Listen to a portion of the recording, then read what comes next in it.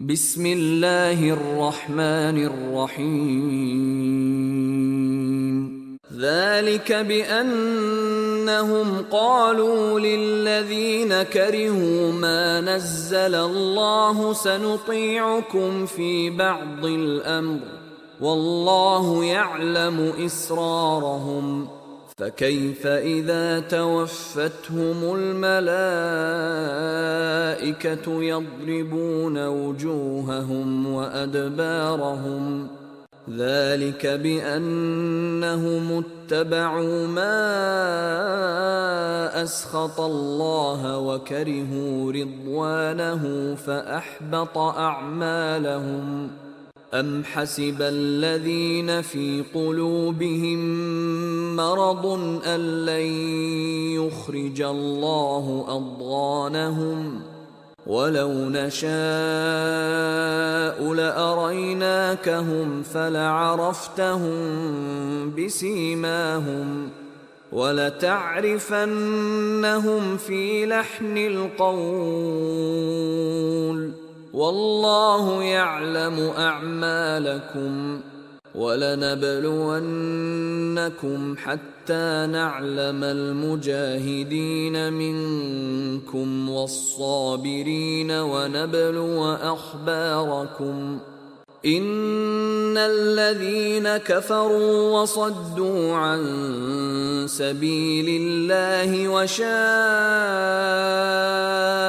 الرسول من بعد ما تبين لهم الهدى لن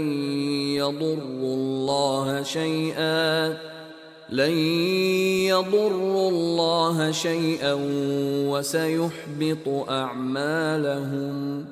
يا أيها الذين آمنوا أطيعوا الله وأطيعوا الرسول ولا تبطلوا أعمالكم.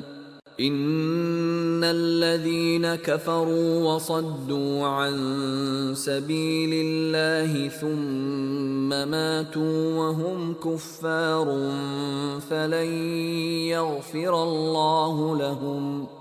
فلا تهنوا وتدعوا إلى السلم وأنتم الأعلون والله معكم ولن يتركم أعمالكم. إنما الحياة الدنيا لعب ولهو وإن تؤمنوا وتتقوا يؤتكم أجوركم ولا يسألكم أموالكم.